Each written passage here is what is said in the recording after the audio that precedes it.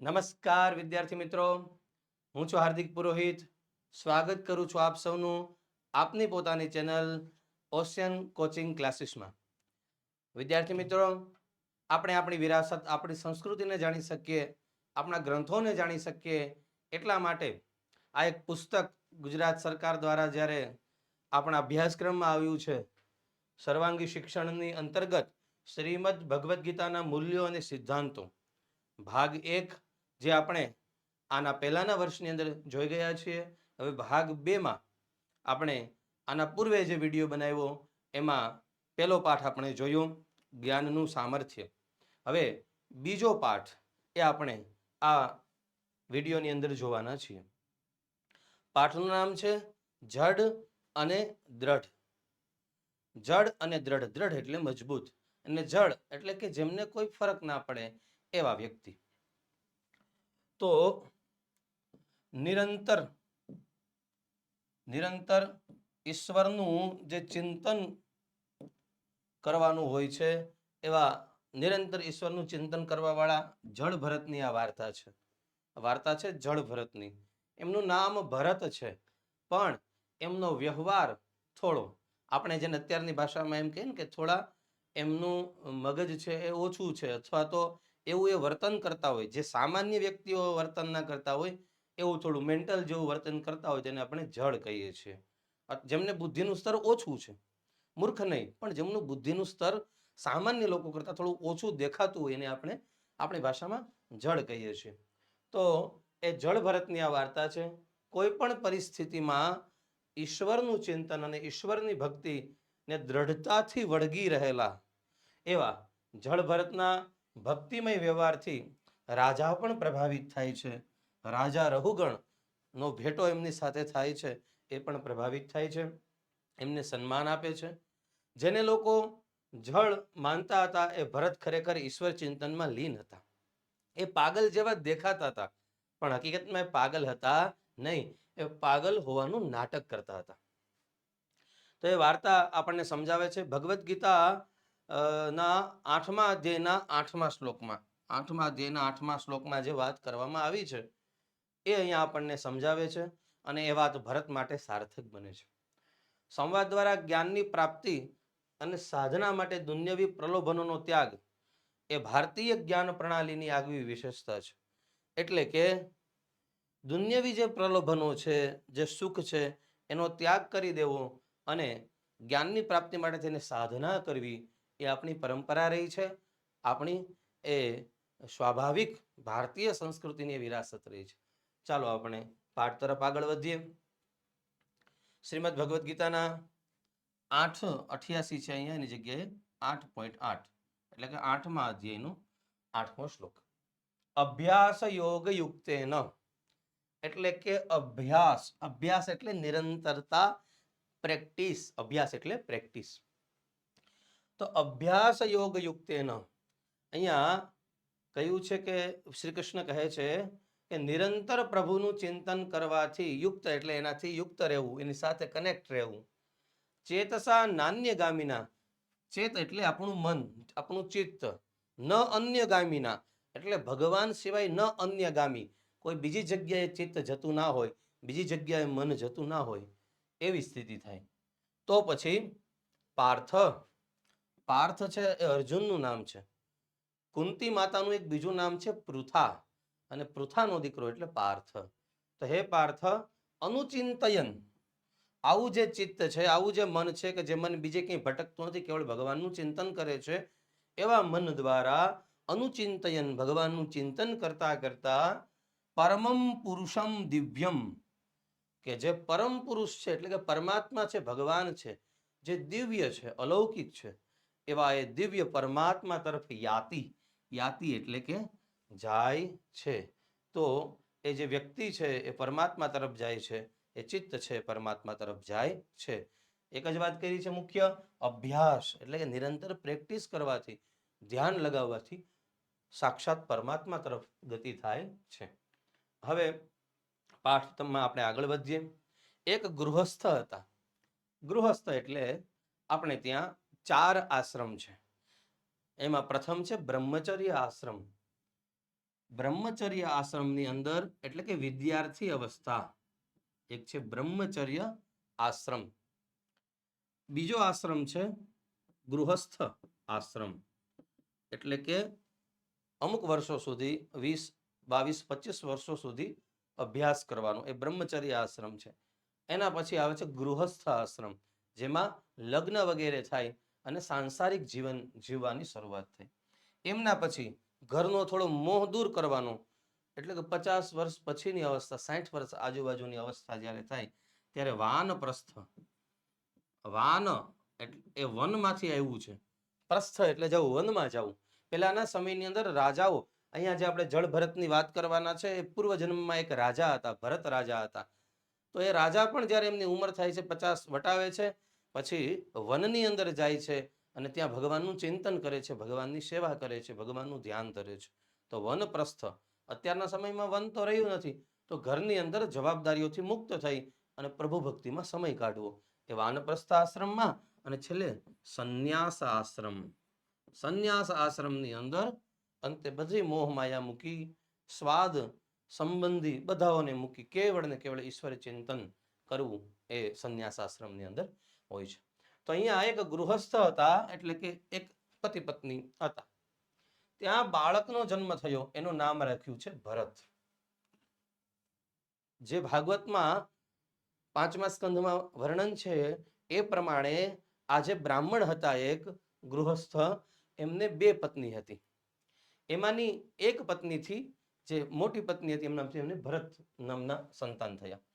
ભરત સૌથી જુદો, બીજા બાળકો જેવો એમનો સ્વભાવ નહોતો.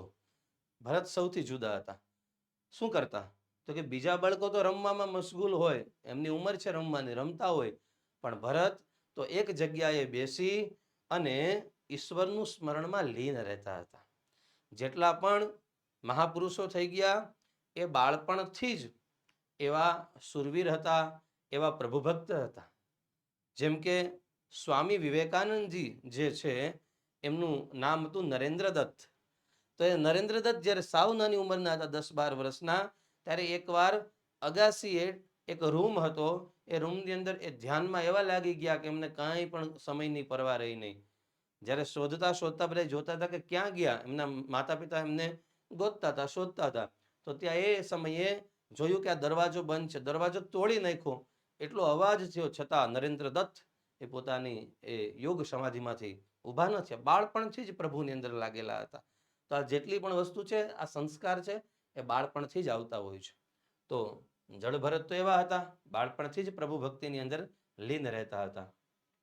બાળકોને રમવું ગમે, હરવું ફરવું ગમે, સારું સારું જમવું ગમે, પણ ભરતને એવું કાંઈ ગમતું નહીં.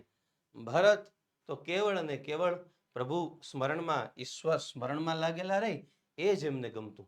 અને એટલા માટે, કારણ કે સામાન્ય બાળકોથી થોડાક અલગ એમનો સ્વભાવ હતો, અલગ નેચર હતો, એટલે બધા એમને જળ કહેતા. એટલે એમનું નામ ભરત, પણ એમનું નામ થઈ ગયું જળ ભરત. આ તો સાવ જળ જેવો છે, આને તો નહીં કંઈ ફરવાનું કે નહીં કંઈ આમ તેમ, એટલે કે થોડો પાગલ છે, એટલે જળ ભરત એવું એમનું બધા ઉચ્ચારણ કરતા હતા. સમય વીતવા લાગ્યો, થોડા મોટા થયા. પિતાએ ભરતને સંસારના વિવિધ કર્મોનું જ્ઞાન આપવાનો પ્રયત્ન કર્યો. પહેલા એમના પિતા છે એ બ્રાહ્મણ હતા, સારા વિદ્વાન હતા, એમની પાસે ઘણા બાળકો ભણતા. તો પોતાના દીકરા ભરતને દુનિયાનું જ્ઞાન આપવાનું શરૂ કર્યું, વેદ શાસ્ત્રો વગેરે ભણાવવાની શરૂઆત કરી. પણ ભરત તો ઈશ્વર ભક્તિમાં જ રહેતા, ભણવામાં એમનું થોડું પણ ધ્યાન રહેતું નહીં. બીજા એમના ભાઈઓ ભણતા, બીજા વિદ્યાર્થીઓ ભણતા, પણ ભરતનું ધ્યાન ભણવા તરફ ના રહેતું. બસ એ તો પોતાની મોજમાં, ભગવાનની ભક્તિમાં, ઈશ્વરના ચિંતનમાં લાગેલા રહેતા હતા. હવે ભાઈઓને પણ ભરત મૂર્ખ જ લાગતા હતા, કારણ કે આવું એમનું વર્તન જોઈ ભાઈઓ પણ એમ સમજતા હતા કે આપણો ભાઈ તો મૂર્ખ છે. અને પિતાનું મૃત્યુ થતાં એમનું અધ્યયન પણ અટક્યું. થોડા મોટા થયા, પિતાનું મૃત્યુ થયું. પિતા જ્યાં સુધી હતા ત્યાં સુધી તો એમનો ખ્યાલ રાખવામાં આવ્યો, એમનું ધ્યાન રાખવામાં આવતું. પિતાનું મૃત્યુ થયું, થોડા સમય પછી એમની માતાનું પણ મૃત્યુ થયું. પછી સાવકી માં હતી અને એમના બાળકો હતા, મોટા થવા લાગ્યા. ક્યારેક ભોજન મળે ને ક્યારેક ભોજન ના પણ મળે. જેવું મળે એવું સ્વાદની પરવા કર્યા વગર ખાઈ લેતા. પોતાએ તો લગ્ન નહોતા કર્યા, મોટા થઈ ગયા હતા. એમના ભાઈઓએ લગ્ન કર્યા તો એમને જે ભાભી હોય એમને જમવા આપે તો જમી લે, ન જમવા આપે તો એમનેમ ભૂખા દિવસો કાઢે. આ રીતે જળભરત છે એ જીવનયાપન કરવા લાગ્યા. સમય વીતો છે, જળભરત યુવાન તો થયા, પણ એવા ને એવા રહ્યા, જળ અને દ્રઢ. એમાં કોઈ ફરક આવ્યો નહીં. એ ઠંડી હોય, ગરમી હોય, વરસાદ હોય, હંમેશા એક જ વસ્ત્ર પહેરી રાખતા નીચે, બસ બીજું કશું પહેરતા નહીં અને કશી એમને પરવા હતી નહીં. અને અહીંયા તો સીધું એમ જ કહી દીધું છે કે એમનું વર્ણન કર્યું છે. એક બીજો પ્રસંગ, આ પાઠ મોટો થઈ જાય એટલે નથી આપ્યો, પણ આપને જણાવી દઉં. ભાગવતની અંદર એક પ્રસંગ છે. એની અંદર શું થાય છે કે જળભરતને એમના ભાઈઓએ વિચાર્યું, ખેતી હતી એટલા માટે વિચાર્યું કે આમ તો કંઈ કામ આવતો નથી, આને રાતે રખોપું કરવા મોકલીએ. કારણ કે ખેતરની અંદર જે પાક વાવેલો હોય તો રાત્રે ભૂંડ આવે અને બીજા જંગલી શુકર વગેરે પ્રાણીઓ આવે, તો એ પ્રાણીઓથી પાકની રક્ષા કરવા માટે થઈને એમને મોકલતા હતા. દિવસે પણ વાવણી કરી હોય, દાણા વાવ્યા હોય તો પંખીઓ આવીને દાણા ખાઈ ન જાય એટલા માટે એમને ત્યાં મોકલતા ખેતરે. પણ ભરત તો ઈશ્વર ચિંતનમાં લીન રહેતા અને જે વાવેલું હોય એ પેલી ચકલીઓ આવીને ચણવા લાગે તો એવું બોલતા કે રામ કી ચિડિયા, રામ કા ખેત, ખાવો ચિડિયા ભરભર પેટ. એટલે કે ભાઈ આ ખેતર એ રામનું છે અને આ ચકલીઓ પણ રામની એટલે કે ભગવાનની છે, એ તમ તારે પેટ ભરીને ખાઓ. આવું વર્તન જોઈ અને ભાઈઓએ પણ એમનો તિરસ્કાર કરવાનો શરૂ કર્યો. એક પ્રસંગ અહીંયા રાજા રહુગણનો આપ્યો છે. એ સિવાય પણ એક પ્રસંગ હું તમને જણાવી દઉં, એના પછી આ રાજા રહુગણનો પ્રસંગ બને છે. એક વખત રાત્રે ખેતરની અંદર એકલા હતા, રખોપું કરતા હતા. એવા સમયે થોડા વનવાસી ભાઈઓ ત્યાં આવે છે.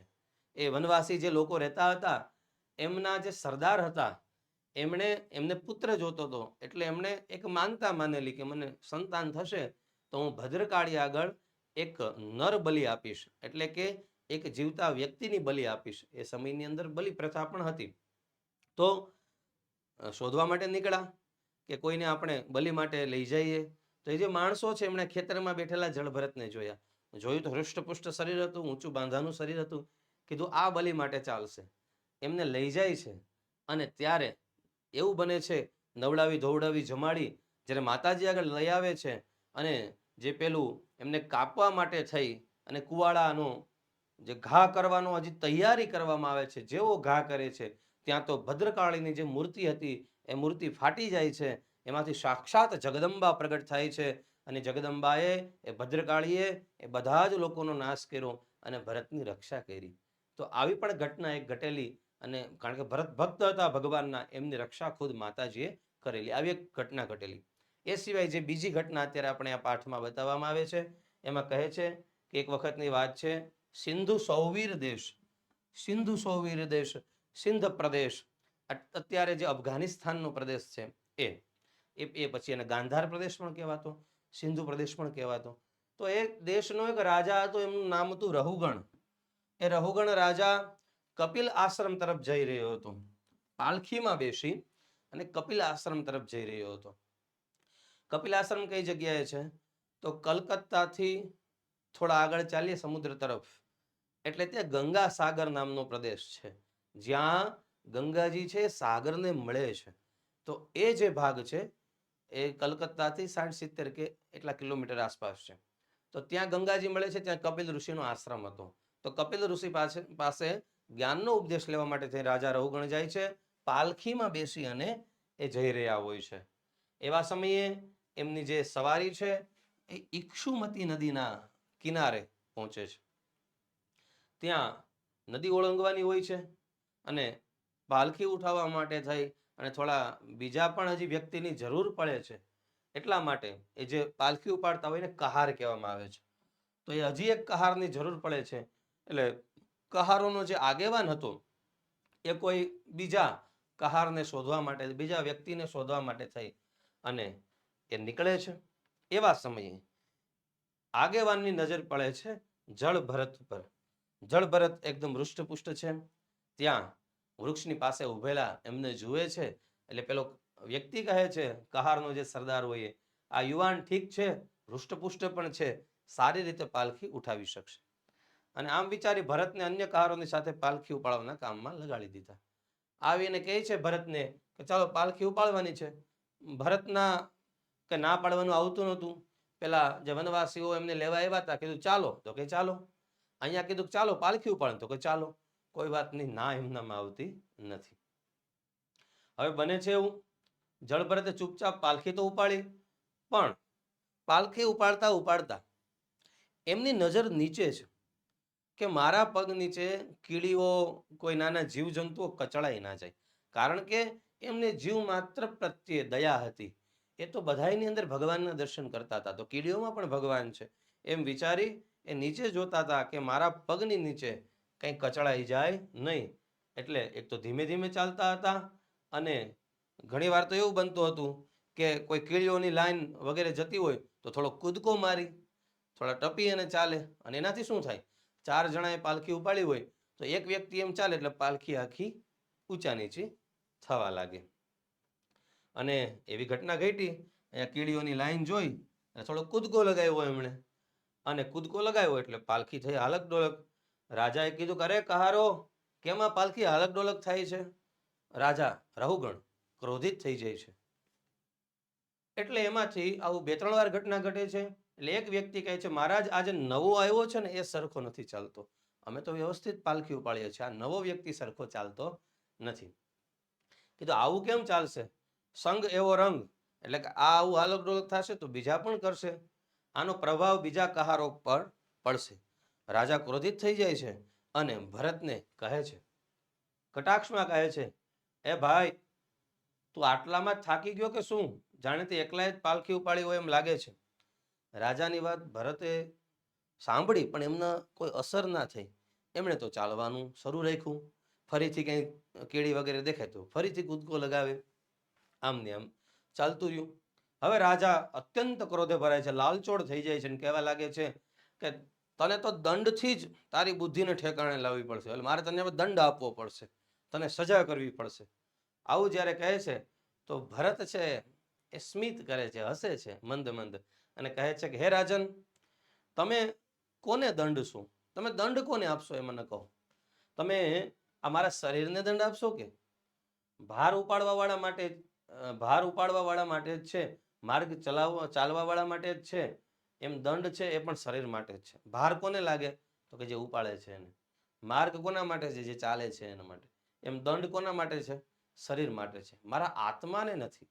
એટલે તમે દંડ આપશો કદાચ તમારા શરીરને દંડ આપશો, મારા આત્માને તો તમે દંડ આપી શકવાના નથી. આવું કહે છે. રાજા સત્સંગી છે, થોડોક ચમકારો તો થયો કે આ કોઈ સામાન્ય વ્યક્તિ નથી. જળભરતજી આગળ કહે છે કે ભૂખ, પછી તરસ, કલહ એટલે કે ઝઘડો, ઈચ્છા, ક્રોધ, અભિમાન, પ્રેમ, વૃદ્ધત્વ, નિદ્રા, આ જેટલા પણ ગુણો છે, આ જેટલા પણ લક્ષણો છે એ શરીરના છે. શરીરને ભૂખ, તરસ, નિદ્રા વગેરે હોય, આત્માના નહીં. આત્માને આમાંનું કશું લાગુ પડતું નથી. નથી આત્માને ભૂખ લાગતી, નથી આત્માને તરસ લાગતી, નથી આત્માને કોઈ મારી શકતું. એ તો ગીતાજીમાં સરસ રીતે ભગવાન શ્રી કૃષ્ણએ બીજા અધ્યાયમાં અર્જુનને સમજાવેલું છે.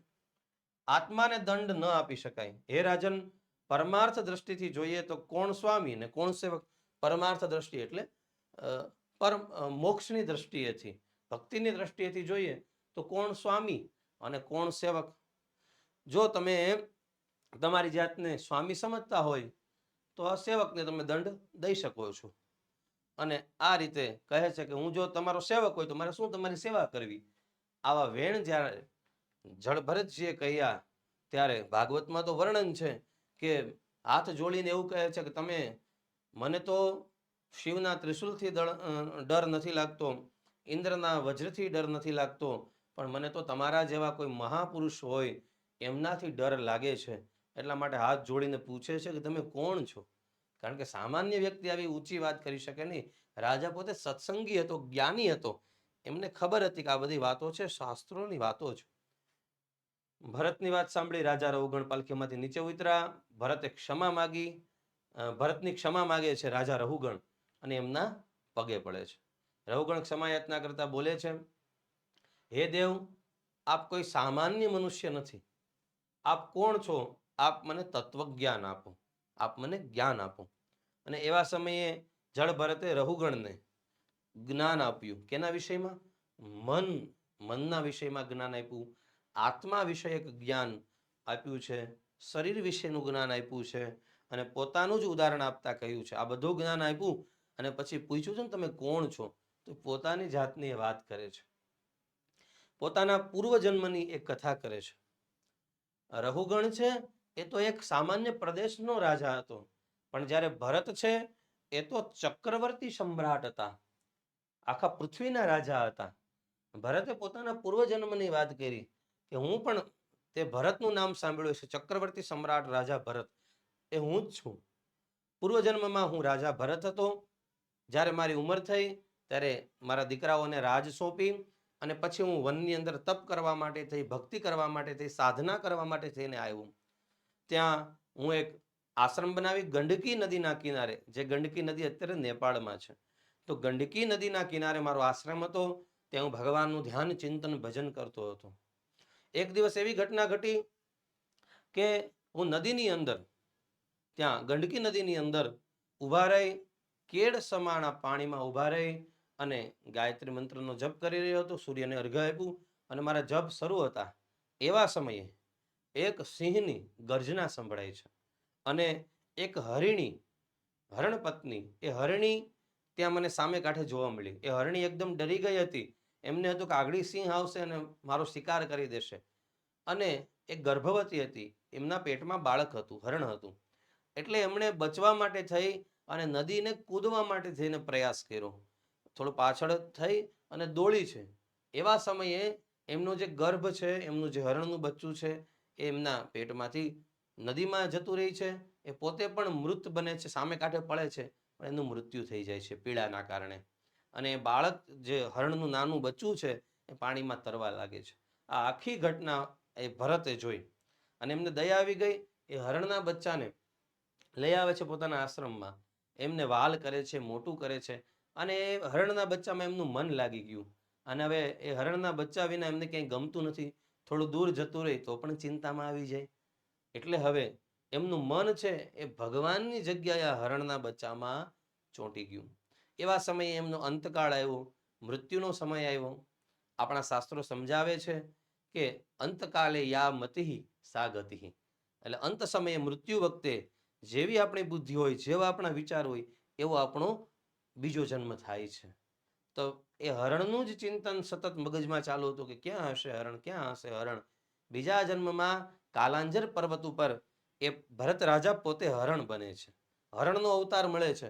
પણ એમને યાદ છે કે હું તો ચક્રવર્તી સમ્રાટ હતો, ભગવાનની ભક્તિ કરવા માટે વનમાં આવ્યો, એક હરણનું ચિંતન કરતા કરતા હું હરણ બન્યો છું. એટલે આ જન્મમાં હવે ભૂલ કરવી નથી. અને એમણે તો બસ સૂકું સૂકું ઘાસ ખાય, એ જળ પીવે અને ભગવાનનું ચિંતન એ હરણના શરીરમાં પણ કરતા હતા. સમય જતાં એ હરણનું શરીર પણ છૂટ્યું અને એ પછી એક ગૃહસ્થને ત્યાં, એક બ્રાહ્મણ ગૃહસ્થને ત્યાં એમનો જન્મ થાય છે. જે આપણે પૂર્વમાં આ પાઠની શરૂઆતમાં જે કથા આપણે જોઈ એ રીતે પછી એમનું આગળનું જીવન ચાલે છે. તો આખી જે ઘટના છે, રાજા ચક્રવર્તી સમ્રાટ ભરતથી માંડીને બીજા જન્મમાં મૃગ બન્યા, હરણ બન્યા, અને પછી પાછા આ જન્મની અંદર એ ભરત બને છે પાછા. એટલે આ જન્મમાં હું સઘળા મોહનો ત્યાગ કરી નિરંતર પરમાત્માનું ચિંતન કરું છું. આ જન્મમાં મારે એકે ક્યાંય મન લગાડો, એટલે પણ ભણવામાં ધ્યાન નહોતા આપતા, બીજે ક્યાંય ધ્યાન નહોતા આપતા, સગા સંબંધીઓમાં ધ્યાન નહોતા આપતા. મારે બસ ભગવાનનું ચિંતન કરવું ને ભગવાનને મેળવવા છે. એટલા માટે કોઈની સાથે મન લગાવતા નહોતા, કોઈનો પણ મોહ ન થાય એનું ધ્યાન રાખતા હતા. એ રાજન સૌ મને જળ માને છે. ભરત રાજા પહેલી વાર બોલ્યા ભરતજી કે સૌ મને જળ માને છે, પણ હું તો હકીકતમાં નાટક કરું છું જળ હોવાનું, જેથી કોઈ મારી પાસે આવે નહીં અને હું સતત પ્રભુનું ચિંતન કરી શકું. આમ કહીને ભરતે રાજાને તત્વજ્ઞાન આપ્યું અને એના બધા જ પ્રશ્નોના એમણે સમાધાન કર્યા. અને એવું પણ ઘણી જગ્યાએ સંતો કહે છે કે જે પેલું હરણ બચ્ચું હતું, જેમને બચાવ્યું હતું, એ જ બીજા જન્મમાં રાજા રહુગણ બને છે. આવી કથા પણ ક્યાંય શાસ્ત્રોમાં જોવા મળે છે. ચાલો, આપ અભ્યાસ યોગ દ્વારા નિરંતર ઈશ્વરનું ચિંતન કરનારા છો, ઈશ્વરમાં આપની અચળ ભક્તિ છે, એવું રાજા રહુગણે હાથ જોડી વિનમ્ર ભાવે જળ ભરતજીને કહ્યું છે. એ પછી એટલું કઈ રાજા એ ભરતની વિદાય માંગી, ભરતે આશીર્વાદ આપ્યા, કપિલ મુનિના આશ્રમ તરફ જવા માટે આગળ વધ્યા. પણ હવે પાલખીમાં નહોતા બેઠા, પગપાળા એમણે આગળની યાત્રા કરી છે. જળભરત પાછા ઈશ્વરના સ્મરણની અંદર લીન થઈ ગયા. જળભરત જીવનભર દ્રઢતાપૂર્વક ઈશ્વરનું ચિંતન કરતા રહ્યા. તેઓ સાંસારિક બાબતો અંગે જળ, પરંતુ ઈશ્વર ભક્તિની અંદર દ્રઢ હતા. તો આ રીતે જેને આપણે ઘણી વખત આપણે કોઈને પાગલ સમજતા હોય, પણ એવું જાતે કરીને વર્તન કરતા હોય જળભરતજી જેવા, એવું પણ બને. એટલે આ જળભરતજીની સરસ મજાની કથા આપણે આ પાઠની અંદર સમજવા મળી. પાઠ બીજો છે અહીંયા પૂર્ણ થાય છે. હવે પાઠ બીજાની પ્રવૃત્તિ અને શ્લોક આપણે થોડા જોઈ લઈએ. આ શ્લોક છે 8મા અધ્યાયનો 8મો શ્લોક. અભ્યાસ યોગ યુક્તેન, એટલે કે નિરંતર અભ્યાસ કરવાથી, પ્રભુ ચિંતન કરવાના યોગથી, અને ક્યાંય બીજે ન ભટકવા વાળા, ન જવા વાળા ચેતસા, એટલે કે ચિત્તથી, મનથી, જો હે પાર્થ અનુચિંતન કરવામાં આવે પરમાત્માનું, એ પરમ પુરુષનું અનુચિંતન કરવામાં, એનું સતત ચિંતન કરવામાં આવે, તો પછી યાતિ, એટલે જીવની ગતિ છે એ પરમાત્મા તરફ, દિવ્ય પુરુષ તરફ થાય છે. આ શ્લોક આપણે શરૂઆતમાં સમજ્યો હતો. બીજો શ્લોક છે અસંશયમ મહાબાહો.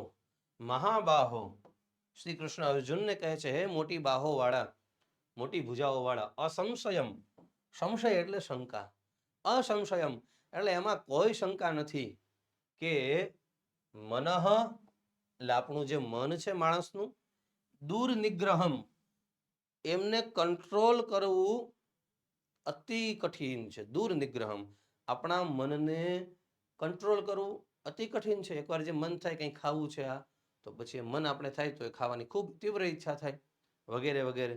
તો દૂર નિગ્રહમ, આપણું મન છે એને કંટ્રોલ કરવું ખૂબ જ કઠિન છે. ચલમ, ચલ એટલે એક જગ્યાએ ન રહેવા વાળું. આપણું મન છે એક જગ્યાએ ટકતું નથી. વાંચવાનું જેવું આપણે પુસ્તક હાથમાં લઈએ કે બીજા વિચારો શરૂ થાય, મોબાઈલ યાદ આવે, બીજા કંઈ કામ યાદ આવે. આપણું મન છે ચલ છે, અચલ નથી, સ્થિર રહેતું નથી. પણ એને કઈ રીતે કંટ્રોલમાં રહેવું? તો અભ્યાસ એનો તો કૌંતેય, હે કુંતીના દીકરા અર્જુન, અભ્યાસ એનો, અભ્યાસ કરવાથી, અભ્યાસ એટલે વારંવાર પ્રેક્ટિસ, પ્રેક્ટિસ કરવાથી, અભ્યાસ કરવાથી ધીમે ધીમે મન છે કંટ્રોલમાં આવે છે. બીજી વસ્તુ કીધી છે વૈરાગ્યેણ ચ ગૃહ્યતે, મનને ગ્રહણ કરી શકાય છે, કંટ્રોલ કરી શકાય છે. વૈરાગ્ય, વૈરાગ્ય એટલે શું? તો કે જે વસ્તુ આપણા માટે હાનિકારક છે એનાથી દૂર રહેવું. ખબર છે આપણને મોબાઈલ છે હાથમાં લઈશું તો રીલ્સ જોતા જોતા કેટલોય સમય જતો રહેશે, તો એ જે છે એનાથી વૈરાગ્ય, એમાં મન ના લગાવવું, એને એ વસ્તુને દૂર કરી દેવી. ટીવી છે, મોબાઈલ છે, જે આપણને આપણા લક્ષ્ય તરફ જવા માટે થઈ અને બાધારૂપ છે એને દૂર કરી દેવું, એટલે કે વૈરાગ્ય. તો વૈરાગ્યથી અને બીજું કહ્યું છે અભ્યાસથી મન છે એને આપણે કંટ્રોલ કરી શકીએ છીએ. શબ્દાર્થ પણ આપણે આપ્યો છે, જેમનો અભ્યાસ તમે કરી શકો છો. આગળનો શ્લોક જોઈએ. પુરુષ સ પરઃ પાર્થ, હે પાર્થ, એ જે પરમ પુરુષ છે, એ પરમ પુરુષ ભક્ત્યા લભ્ય, એટલે પરમાત્મા કેવી રીતે મળી શકે? ભક્ત્યા, ભગવાનની ભક્તિથી ભગવાન મળી શકે છે. અનન્યયા, એટલે કે અનન્ય ભક્તિ, એમના સિવાય બીજામાં કોઈમાં મન ભક્તિ હોવી જોઈએ નહીં. યસ્ય અંતસ્થાની ભૂતાની, એટલે કે એ પરમાત્માની અંદર જ ભૂતાની, ભૂત એટલે જીવ, આ જેટલા પણ જીવ છે આપણે બધા, એ ક્યાં છે? ભગવાનની અંદર જ રહેલા છે.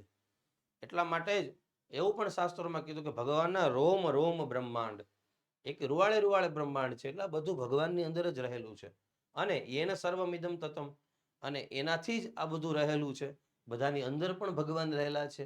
આ બધું જ બધાના હૃદયમાં પણ ભગવાન રહેલા છે. ભગવાન શ્રી કૃષ્ણ જ કહે છે કે સર્વસ્ય ચાહમ હૃદય નિવિષ્ટ, હું બધાના હૃદયમાં રહેલો છું. તો આ બધું પરમાત્મામાં રહેલું છે અને આ બધું પરમાત્માથી રહેલું છે. એ વાત આ શ્લોકની અંદર કરવામાં આવી છે. આગળ જોઈએ આપણે. આગળનો શ્લોક છે અથ ચિત્તમ સમાધાતુમ ન શક્નોસી મયી સ્થિરમ. હે અર્જુન, ધનંજય શબ્દ વાપરો છે અર્જુન માટે, ધનને જીતવા વાળો. અથ જો ચિત્તમ સમાધાતુમ, મનને સાધવામાં એટલે કે મનને વશ કરવામાં. ન શકનોસી, તું સમર્થ ના હોય એટલે કે તું એટલો પાવરફુલ ના હોય કે મનને તું મારામાં લગાવીને સ્થિર કરી શક. મયી સ્થિરમ, મારી અંદર તું મનને સ્થિર જો ન કરી શકતો હોય, મનને વશમાં ન કરી શકતો હોય, અભ્યાસ યોગેન તતઃ, એ પછી તું અભ્યાસ યોગ કરે એટલે કે પ્રેક્ટિસ કર. મામ ઈચ્છાપ્તુમ એટલે કે તતઃ, એ પછી મામ ઈચ્છાપ્તુમ, મને પ્રાપ્ત કરવા માટે થઈ, મને મેળવવા માટે થઈ, અને જો તું અભ્યાસ યોગ વડે પ્રયાસ કરીશ તો હું ચોક્કસ તને મળીશ, એવું ભગવાન 12મા અધ્યાયના 9મા શ્લોકમાં કહે છે. આગળ આપણે પ્રવૃત્તિ જોઈએ, વર્ગમાં ચર્ચા કરવાની છે. આ પ્રવૃત્તિ અહીંયા આ પાઠ પૂર્ણ કર્યો આપણે. હવે ભાગ 2. જો તમે વિડીયોને એક સાથે ના જોઈ શકતા હોય, એટલો સમય ના હોય, તો પેલા પાઠ જોઈ લેવો અને અહીંયા પ્રવૃત્તિથી આગળ જોવું. હવે આપણે પ્રવૃત્તિ જોઈએ. પ્રશ્ન છે, તમારી આસપાસ કોઈ જળભરત જેવી વ્યક્તિ હોય તો તેના વિશે વાત કરો. જો આ પ્રવૃત્તિ છે તમારે જાતે કરવાની છે, કારણ કે તમારી આસપાસ કોઈ વ્યક્તિ હોય તો મને તો ખબર ના હોય, તો તમારે આ અવલોકન કરી અને લખવાનું છે. છતાં આપણે એમનો જવાબ આપવાનો પ્રયાસ કરીએ. આપણી આસપાસ જળભરત જેવી સ્થિતિના વ્યક્તિઓ જોવા મળતા હોય છે. એવો નિર્દોષ હોય છે અને બાળ સહજ સ્વભાવના હોય છે. સોશિયલ મીડિયા દ્વારા, સોશિયલ મીડિયાનો સમય છે, યુટ્યુબ વગેરે, ઇન્સ્ટા વગેરેની અંદર આપણે જોઈ શકીએ છીએ. સોશિયલ મીડિયામાં ઘણા બધા એવા સમાજ સેવી લોકો હોય છે કે જેઓ આવા લોકોની મદદ કરતા આપણને જોવા મળે છે. ઘણા બધા એવા સમાજ સેવી લોકો છે, ખજૂરભાઈ છે, પોપટભાઈ છે, ઘણા બધા છે જે સમાજની સેવા કરે છે અને સમાજને પ્રેરણા આપે છે. તો આવા લોકો, જે સમાજસેવી લોકો છે, એ આવા જળભરત સ્થિતિના જે લોકો હોય છે એમની મદદ કરતા આપણને જોવા મળે છે. જેમ કે એક આપણે ઉદાહરણ આપ્યું, સાવરકુંડલામાં માનવ મંદિર કરીને એક સંસ્થા છે કે જે આવા બહેનોની મદદ કરે છે અને એમનું ધ્યાન રાખે છે, એમનું પાલન પોષણ કરે છે. માનવ મંદિર કરીને સાવરકુંડલામાં સંસ્થા છે. તો આ રીતે ઘણી બધી સંસ્થાઓ છે, પણ આ એક સંસ્થાનું નામ યાદ આવ્યું તો અહીંયા આપણે લખ્યું છે. તો આવી ઘણી સંસ્થાઓ છે જે આવા લોકોને મદદ કરે છે. ખરેખર સમાજ માટે ખૂબ જ પ્રેરણાદાયક છે અને ખૂબ જ સારી પ્રવૃત્તિ છે. બીજો પ્રશ્ન છે, તમારી સાથે કોઈ રાજા રહુગણ જેવું વર્તન કરે તો તમે શું કરશો? તો જો રાજા રહુગણ જેવું કોઈ વર્તન આપણી સાથે ઉદ્ધતાય ભર્યું વર્તન કરે, એટલે આપણી સાથે આવું ઉગ્રતાથી બોલે કે આપણી સાથે ઝઘડો કરે, તો શાંત વર્તન કર્યું હોવા છતાં ખૂબ શાંત રહે. જળભરતજી તો શાંત રહ્યા, પણ એમની જેવી બધી સ્થિતિઓમાં સમાન રહેવું કઠિન છે. ભરતજી ઉપર ગુસ્સો કર્યો રાજા રહુગણે તો ભરતજીએ કાંઈ ન કર્યું, પણ આપણા માટે જો એવું કોઈ કરે તો આપણા માટે કઠિન છે. ખાલી આપણે કહી દઈએ કે નહીં, અમે જળભરતની જેમ માફ કરી દે, ના, આપણે સામાન્ય માણસ છીએ, આપણા માટે થોડુંક કઠિન છે. પણ અમે આ કથામાંથી બોધ લઈ કોઈ રાજા રહુગણ જેવું વર્તન કરે તો એ સહન કરી તેને ક્ષમા કરવા પ્રયત્ન કરીશું. એક હદ સુધી એને ક્ષમા કરવા માટે પ્રયત્ન કરીશું અને એમની સાથે ઝઘડામાં પડ્યા વગર શાંત રહીશું. એવો આપણે પ્રયાસ કરી શકીએ આ કથામાંથી બોધ લઈ. અને ત્રીજો પ્રશ્ન છે, શું વધુ મુશ્કેલ છે? શું વધુ મુશ્કેલ છે, આપણા જેવું સામાન્ય રહેવું કે જળભરતજી જેવું રહેવું? તમને શું લાગે છે, આપણા જેવું સામાન્ય રહેવું સહેલું કે જળભરતજી જેવું રહેવું સહેલું? યસ, જવાબ એ જ છે કે આપણા જેવું સામાન્ય રહેવું સરળ છે. પણ સામાન્ય જીવન જીવવામાં જો સમસ્યા થતી નથી, પણ જળભરતજીની જેમ અસહજ જીવનયાપન મુશ્કેલ છે. એ જીવનની અંદર ઘણા અપમાન સહન કરવા પડે. જો જળભરતની જેમ આપણે પણ સમાજથી સાવ દૂર નિસ્પૃહ રહીએ તો સમાજથી તિરસ્કૃત થઈએ, આપણે સમાજમાંથી તિરસ્કાર મળે, બહિષ્કૃત પણ થઈએ, સમાજ આપણો સ્વીકાર પણ ના કરે, સ્વજનોનો ભાવ પણ ક્ષીણ થવા લાગે. આપણા જે સગા સંબંધી હોય એનો ભાવ પ્રેમ આપણા પ્રત્યે રહે નહીં જો જળભરતજી જેવી સ્થિતિ હોય તો. કારણ કે સગા સંબંધીઓને પણ ખબર છે કે આ તો આપણા કંઈ કામના છે નહીં. ખરેખર ખૂબ મુશ્કેલ છે. તો જળભરતજી જેવું જીવનયાપન કરવું ખરેખર મુશ્કેલ છે. એ જીવન આપણે સામાન્ય જીવન જીવી શકીએ છીએ, જીવીએ છીએ, એ આપણે આભારી છે પ્રભુના. ચલો. આગળના પ્રશ્ન તરફ. તમને જળભરત જેવા થવું ગમે?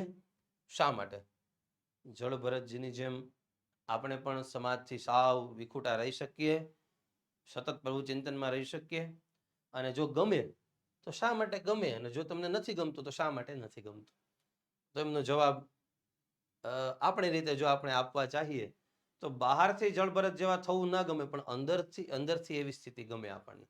બહારથી જળભરતજી જેવું વર્તન ના કરી શકીએ, પણ અંદરથી આપણે એવું વર્તન કરીએ કે કોઈ પ્રત્યે વધારે મમતા ભાવ, કોઈ પ્રત્યે વધારે આસક્તિ, પ્રેમ ભાવ હોવો જોઈએ, પણ કોઈ પ્રત્યે આસક્તિ ના હોવી જોઈએ.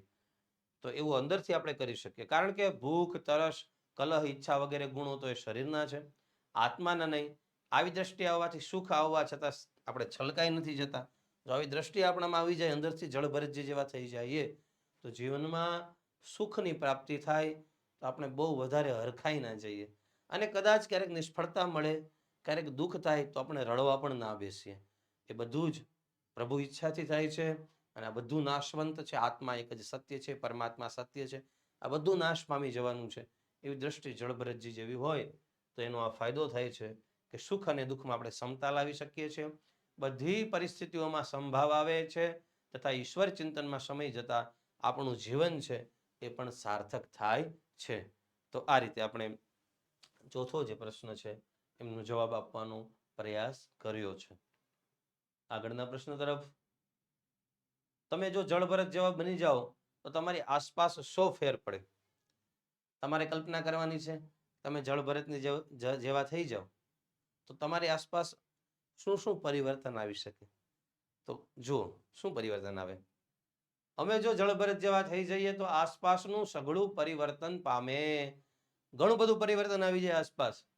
જે લોકો ખરી રીતે અમને પોતિકા નથી સમજતા, એટલે કે જે સગા છે પણ વાલા નથી, સગા વાલામાં સગા છે પણ જે વાલા નથી, તો જે ખરી રીતે આપણને પોતિકા નથી સમજતા, સંબંધ નિભાવવા ખાતર નિભાવે છે, તેઓ દૂર થઈ જાય છે. કારણ કે એમનો કોઈ સ્વાર્થ રહેતો નથી આપણાથી, એમની કોઈ સ્વાર્થની પૂર્તિ થવાની નથી, તો એ આપણાથી દૂર થવા લાગે છે એવા લોકો. સમાજનો સાચો ચહેરો એ સામે આવે છે કે આ સમાજ કેવો સ્વાર્થી છે, કોણ સ્વાર્થી છે અને કોણ આપણને સાચે ચાહે છે, એ આપણને આવી સ્થિતિ થાય તો ખબર પડે.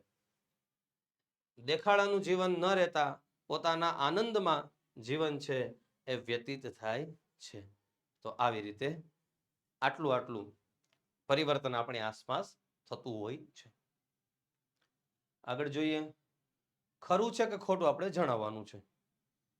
પેલું છે, જળભરત ખૂબ માયકાંગલા હતા.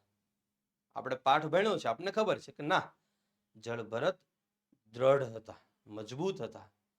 તો આમાં જવાબ આવશે કે આ વાક્ય ખોટું છે. બીજો પ્રશ્ન, જળભરતને લીધે રાજાની પાલખી હાલક ડોલક થવા લાગી. એ આપણને ખ્યાલ છે કે રાજા રઘુગણને લઈને જતા હતા, આગળ કીડીઓ વગેરે જીવજંતુ આવે તો ભરત છે કૂદતા હતા, એટલે પાલખી હાલક ડોલક થતી હતી. તો આ વાક્ય છે એ સાચું છે. ત્રીજું, રાજાના આકરા વચન સાંભળી જળભરત પાલખી નીચે મૂકીને ચાલતા થયા. પાઠમાં આવું નથી. રાજાની પાલખી તો જળભરતે ઉપાડી જ રાખી, પણ એમ કીધું કે ભાઈ તમે કોને દંડ આપશો, તમે તો શરીરને દંડ આપશો ને, અને પછી રાજાને ઉપદેશ કરે છે. તો આજે આ વાક્ય છે, ત્રીજું વાક્ય, એ ખોટું છે. ચોથું વાક્ય, જળભરતને સાંભળી રાજા રઘુગણનું અભિમાન ઓસરી જાય છે. હા, આ વાક્ય સાચું છે.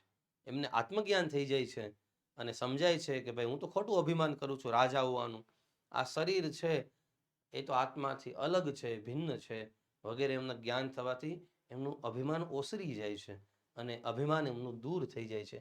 આ વાક્ય સાચું છે. પાંચમું વાક્ય, રાજા રઘુગણે જળભરતને પોતાના રાજગુરુ બનાવી દીધા. ના, જળભરત ક્યાંય બંધાય એવા હતા નહીં, એમને રાજગુરુ બનવામાં કોઈ રસ હતો નહીં. એટલે એ પૂરું થાય છે, ઘટના ઘટે છે, પછી રાજા રઘુગણ કપિલાશ્રમ તરફ જાય છે અને જળભરત ફરીથી ભગવાનના ચિંતનની અંદર લાગી જાય છે. એટલે પાંચમું વાક્ય જે છે એ ખોટું છે. આગળ જોઈએ, આપણે તફાવત આપવાના છે. આળસુ અને જળભરત બંને લાગે સરખા. જળભરત એક જગ્યાએ સ્થિર બેઠા હોય અને આળસુ બેઠા હોય. બંનેમાં ફરક છે. શું તફાવત છે જુઓ. આળસના કારણે આ આળસુ જે છે એ આળસના કારણે બેઠો રહી, એને આળસ થાય કામ કરવાની. એટલે જ્યારે જળભરત તો પ્રભુ ચિંતનમાં સ્થિર થઈને બેસે છે. એ તો એટલે સ્થિર હોય કે ભગવાનનું ચિંતન કરતા હોય, ભગવાનનું ભજન કરતા હોય. બીજો તફાવત, આ એક મોટો દુર્ગુણ છે. આળસ છે મોટો દુર્ગુણ છે. એની સામે આ સ્થિતિ પરમ સદગુણ છે. જળભરત જેવી સ્થિતિ છે તો સદગુણ છે, દુર્ગુણ નથી. પણ આળસ છે તો મોટો દુર્ગુણ છે. આળસ છે શત્રુ છે આપણો. ત્રીજું આપણે જોઈએ, પોતાના નાશ તરફ લઈ જાય છે. આળસ છે ને એ વ્યક્તિને નાશ તરફ લઈ જાય. આળસ જીવનની અંદર ખૂબ ભયંકર પરિણામો લાવે છે. એ આપણને ધીમે ધીમે આપણા પતન તરફ લઈ જાય, આપણો નાશ કરાવે. જ્યારે જળભરત જેવી સ્થિતિ છે તો જીવનનો પોતાનો સાચો વિકાસ છે. સાચો વિકાસ એને જ કહી શકાય. સંપત્તિ વગેરે પ્રાપ્ત કરવું ઠીક છે, પણ એ સાચો વિકાસ નથી. સાચો વિકાસ તો અંદરનો આત્માનો જે વૈભવ છે એ સાચો વિકાસ છે. તો એ જળભરત જેવી સ્થિતિમાં થાય છે. આ તમોગુણી છે, આને તમોગુણ આપણે કહી શકીએ. જ્યારે આ તો નિર્ગુણી છે, એટલે કે સત્વગુણથી પણ ઉપર એ નિર્ગુણ છે. આળસુ વ્યક્તિ કોઈને ઉપયોગી થતો નથી, પોતાને પણ ઉપયોગી નથી થતો, બીજાને ક્યાંથી થાય? આળસુ વ્યક્તિ કોઈને ઉપયોગી થતો નથી. જ્યારે જળભરત જે છે એ તો પૂરી જીવન સૃષ્ટિ માટે ઉપકારક છે, બધા માટે એ ઉપકારક હોય છે. આ તફાવત આપણે આળસુ અને જળભરત એ બંનેના જોયા. આગળના એક તફાવતને આપણે જોઈએ, સંવેદનહીન વ્યક્તિ અને જળભરત. જો બંનેમાં શું તફાવત છે? આ તમોગુણી વ્યક્તિ છે, અહીંયા આળસુની જગ્યાએ આવશે સંવેદનહીન. સંવેદનહીન વ્યક્તિ. તો આ જે સંવેદનહીન વ્યક્તિ હોય છે એ તમોગુણી વ્યક્તિ છે. જ્યારે જળભરત છે આ તો નિર્ગુણી અને સત્વગુણથી પણ ઉપરની સ્થિતિ છે. સત્વગુણથી પણ, સત્વગુણ એનથી નીચે રજોગુણ, એનથી નીચે તમોગુણ. આ તો સત્વગુણથી પણ ઉપરની સ્થિતિ છે એ વ્યક્તિ છે. તેનામાં સ્વસુખનો જ વિચાર હોય છે. સંવેદનહીન વ્યક્તિ છે એને બીજાના સુખની પેળી ન હોય, બસ હું સુખી થઈ જાઉં, બીજાનું જે થવું એ થાય. આવી માનસિકતા સંવેદનહીન વ્યક્તિની હોય છે. જ્યારે આ જળભરત હોય છે એમનામાં તો તેમનામાં પરહિત માટે ભાવ હોય છે. પરહિત સરિસ ધર્મ નહીં ભાઈ, રામચરિત માનસમાં કહ્યું છે, બીજાનું હિત કરવું એનાથી મોટો બીજો કોઈ ધર્મ છે નહીં. અને અષ્ટાદશ પુરાણેષુ વ્યાસસ્ય વચનદ્વયમ, 18 પુરાણ લખ્યા વ્યાસજીએ, એમાં મુખ્ય 2 વાત કરવામાં આવી. પરોપકાર પુણ્યાય, બીજા ઉપર ઉપકાર કરો એ પુણ્ય માટે છે. પાપાય પરપીડનમ, બીજાને હેરાન પરેશાન કરીએ એનાથી પાપ થાય છે. તો આ જે વ્યક્તિ હોય છે જળભરત એ પરહિત, બીજાની હિત કરવામાં, બીજાનું સારું કરવામાં લાગેલા હોય છે. પરદુઃખ, નરસિંહ મહેતા પણ કહે, પર દુઃખે ઉપકાર કરે પણ મન અભિમાનના આણે રે. તો એ જે વૈષ્ણવ જનની વાત છે એ જ જળભરત. શબ્દો અલગ છે, વાત એક જ છે. ચાલો, બીજાને નુકસાન પહોંચાડે છે ભાઈ. સંવેદનહીન વ્યક્તિ તો પોતાના સ્વાર્થ માટે ગમે એને નુકસાન પહોંચાડી શકે. જ્યારે સમસ્ત જીવ સૃષ્ટિ માટે અને પ્રકૃતિ માટે પણ ઉપકાર છે. ખબર છે ને, જળભરત એટલે કીડીઓ હતી એને ઓળંગીને ચાલતા હતા, એને પણ નુકસાન નથી પહોંચાડતા. તો એ તો જીવ સૃષ્ટિ માટે, પ્રકૃતિ માટે ઉપકારક છે. અને આ જે આ સંવેદનહીન વ્યક્તિ હોય એ ક્રૂરતાથી ભરેલો હોય, એને કાંઈ દયા જેવું હોય નહીં, એકદમ ક્રૂરતાથી ભરેલા હોય. જ્યારે જળભરત છે એ તો કરુણાથી ભરેલા હોય છે. બુદ્ધ, મહાવીર, આપણા જેટલા સાધુ સંતો થઈ ગયા છે, વિવેકાનંદજી છે, વશિષ્ઠ, વિશ્વામિત્ર, વાલ્મીકી, જમદગ્નિ, અગસ્ત્ય, જેટલા પણ આપણા સાધુ સંતો છે, અત્રી, આ બધા જ ઋષિઓ, આ બધા જ મહાપુરુષો કરુણાથી ભરેલા હોય છે. જ્યારે સંવેદનહીન વ્યક્તિ છે એ તો ક્રૂરતાથી ભરેલા હોય છે. આ રીતે આ તફાવત જોઈએ. હવે નીચેની પરિસ્થિતિમાં તમે હોય તો કેવી રીતે વર્તશો? મેં તો મારી રીતે જવાબ આપવાનો પ્રયાસ કર્યો છે. તમારે તમારી જાતે લખી અને તમારા શિક્ષકને બતાવવાનું છે કે આ સ્થિતિમાં તમે શું કરો. એમાં પહેલી સ્થિતિ છે, તમને ભૂખ લાગી નથી અને ઘરમાં સૌના ભાણા પીરસાઈ ગયા. બધું પીરસાઈ ગયું છે, જમવા બોલાવે છે, તમને ભૂખ નથી, તો તમે શું કરશો? શું કરો તમે? ચાલો, શું કરવું જોઈએ એ મેં તમને કીધું છે. તો સાવ ભૂખ જ ન હોય તો વિનમ્રતાથી કહીશ કે મને ભૂખ નથી, હું બાદમાં જમી લઈશ. તો સાવ ભૂખ જ નથી, થોડી પણ ભૂખ નથી, તો વિનમ્રતાથી કહીશ કે મને ભૂખ નથી, તમે બધા જમી લો, હું પછી જમી લઉં. કારણ કે ભૂખ વગર જમવું એ પણ ખોટી વસ્તુ છે. આયુર્વેદની અંદર કહ્યું છે કે જો ભૂખ વગર આપણે જમીએ તો એ શરીર માટે થઈને હાનિકારક છે. સમય થઈ ગયો જમવાનો એટલે જમી લેવું, એને આયુર્વેદ ના પાડે છે. જ્યારે ભૂખ લાગે ત્યારે જ જમવું જોઈએ. બીજી વસ્તુ છે કે ભાઈ બહુ વધારે ભૂખ નથી લાગી પણ થોડી એવી ભૂખ છે, તો શું કરીશ? તો ત્યારે એવું કરવાનું કે જેટલી ભૂખ હોય એટલું જ થાળીમાં લેવાનું, અન્નનો બગાડ ન થાય એનું ધ્યાન રાખવાનું, ઓછું લેવાનું. એક સાથે ઘણી વખત એવું બનતું હોય છે, ઓછી ભૂખ હોવા છતાં વ્યક્તિ આખી થાળી ભરી લે. જમણવાર વગેરે, લગ્ન પ્રસંગમાં જમણવાર વગેરે હોય, કેટલી બધી વસ્તુઓ હોય, તો આખી થાળી છલકાતી હોય, હકીકતમાં એટલી ભૂખ પણ ના હોય, અને બધું વેસ્ટ જાય, તો અન્નનો બગાડ છે, યોગ્ય નથી. અન્નનું અપમાન ન થવું જોઈએ, આપણે શાસ્ત્રો ના પાડે છે. તો જેટલું ભૂખ હોય એટલું જ લઈશ. આવી પરિસ્થિતિમાં આવું કરવું જોઈએ. તમે શું કરો એ તમારે લખી અને તમારા શિક્ષકને આપવાનું છે, પણ આવું કરવું જોઈએ. બીજી સ્થિતિ છે, તમે મિત્રો સાથે રમવા જાઓ છો અને રસ્તાની અંદર તમને ઘવાયેલું પક્ષી, પતંગ વગેરેમાં કે કોઈ બીજી રીતે બીમાર છે પક્ષી, ઘવાયેલું છે, લાગેલું છે ને કંઈક લોહી વહે છે વગેરે વગેરે, તો તમે શું કરશો? તમે રમવા જતા રહેશો કે ભાઈ પક્ષી તો પડ્યા હોય, એમાં આપણે શું છે, આપણે જો 1 કલાક મેળી સ્કૂલેથી ટ્યુશનમાંથી છૂટ્યા જ છીએ, 1 કલાક આપણે રમી લ્યો, પક્ષીને જે થવું એ થાય. તો તમે સંવેદનહીન વ્યક્તિમાં આવો છો. પણ જળભરતજી જેવી તમારી સ્થિતિ હોય, તમે જો દયાળુ હો, તો તમે શું કરો? શું કરવું જોઈએ એ આપણે અહીંયા કહ્યું છે. જો અમે મિત્રો સાથે રમવા જતા હોય, રસ્તામાં ઘવાયેલું પંખી મળે, સૌ પ્રથમ તો એમની પ્રાથમિક સારવાર કરીશું. એમને જે ઘાવ લાગ્યો છે, રક્ત વહે છે, એમની સારવાર કરીશું. પછી પાણી પીવડાવીશું, એમને થોડા દાણા આપીશું જમવા માટે. આસપાસ જો કરુણા અભિયાન કે જીવ દયા કે એવી કોઈ સંસ્થાઓ હોય છે, મોટા મોટા શહેરોમાં આવી સંસ્થાઓ હોય છે, જેને આપણે કોલ કરીએ તો એ પક્ષીને લઈ જાય, પક્ષીની સારવાર કરે. એમની પાસે બધી વ્યવસ્થાઓ હોય છે, હોસ્પિટલ વગેરેની પણ વ્યવસ્થા હોય છે. તો એ પક્ષીને લઈ જાય, એ પંખીને લઈ જાય, એમની સારવાર કરે, એમની દેખભાળ એ સંસ્થાઓ કરતી હોય છે. એમનો સંપર્ક કરીશું અને એમને એ સંસ્થાની અંદર એમને બોલાવીશું, એ લોકો લઈ જતા હોય છે. જો ના હોય ગામડા વગેરેમાં, તો બનતી એમની સારવાર કરીશું ઘરે એમને, જ્યાં સુધી ઘાવ ના રૂજાય ત્યાં સુધી એમનું ધ્યાન રાખીશું. આવું આપણે એ પક્ષીઓ સાથે વ્યવહાર કરવો જોઈએ. કોઈ હિંસક પશુ છે, બિલાડી, કૂતરા વગેરે, એમને નુકસાન ના પહોંચાડે એનું આપણે ખ્યાલ રાખવું જોઈએ. આવું કરવું જોઈએ. ત્રીજી એક ઘટના છે, તમે બગીચામાં છો અને કોઈ અજાણ્યું બાળક હિંચકેથી પડી જાય. બગીચામાં તમે રમવા ગયા, કોઈ બાળક હિંચકો ખાય છે અને પડી જાય છે, તો તમે શું કરશો? કે ભલે રડતું, આપણે આપણી મોજમાં એવું કરશું કે તમે શું કરો? શું કરવું જોઈએ? આપણે જોઈએ શું કરવું જોઈએ. જો અમે બગીચામાં હોય, કોઈ બાળક હિંચકેથી પડી જાય, તો સૌથી પહેલા એને ઉપાડી લેશું, કારણ કે નીચે પડ્યો રડતો હોય તો એ બાળકને અમે ઉઠાવી લેશું. એ પછી માતા પિતા કઈ તરફ છે તે તપાસ કરીશું. એમના માતા પિતા આજુબાજુ હોવા જ જોઈએ, કારણ કે બાળક નાનું છે, એકલું તો આવી ન શકે. સૌથી પહેલા એમના માતા પિતાની શોધ કરીશું કે એમના માતા પિતા આસપાસ ક્યાં છે, એ અમે જોઈશું.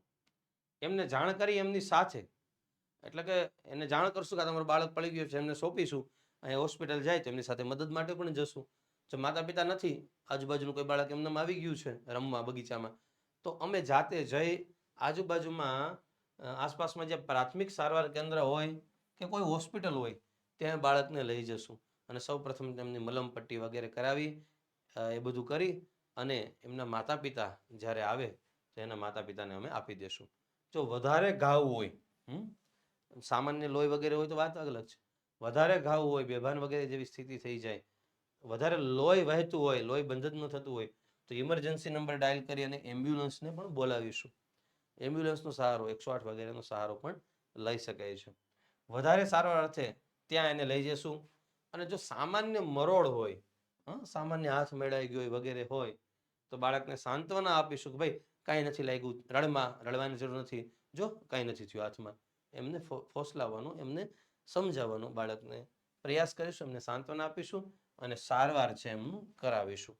આવું આપણે કરવું જોઈએ. તો આ રીતે આપણે જળ અને દ્રઢ નામનો આ જે પાઠ છે એ જોયો. આગળ ત્રીજા પાઠનો આપણે અભ્યાસ કરીશું. આ પાઠને આપણે અહીંયા જ પૂર્ણ કરીએ. આપ સૌ ઓશન ક્લાસીસ સાથે જોડાયેલા છો. આપ સૌનો ખૂબ ખૂબ આભાર. ફરી મળીશું એક નવા પાઠ સાથે. ત્યાં સુધી આપ સૌને જય હિન્દ, જય ભારત.